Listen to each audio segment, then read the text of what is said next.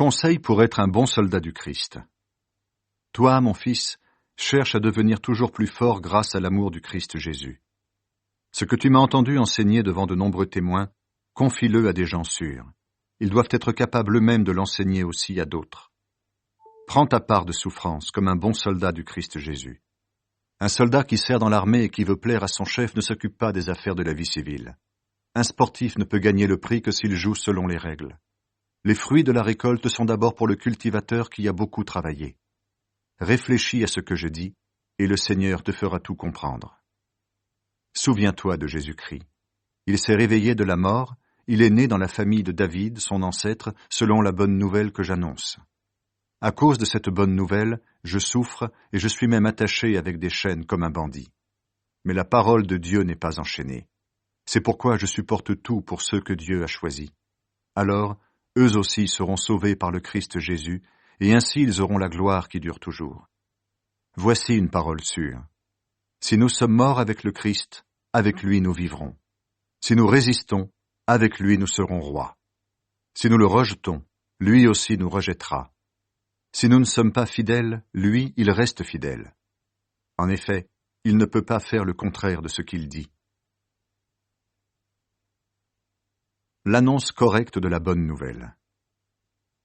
Rappelle cela à tous. Devant Dieu, demande-leur avec force de ne pas se battre sur les mots.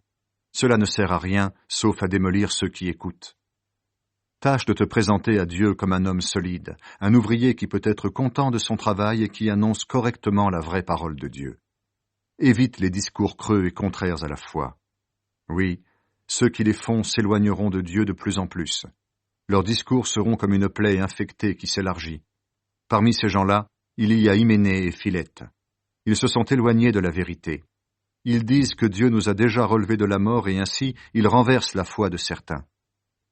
Pourtant, les solides fondations que Dieu a posées résistent. Voici les paroles qui sont écrites sur elles. Le Seigneur connaît ceux qui sont à lui. Et encore, celui qui dit « J'appartiens au Seigneur » doit s'éloigner du mal.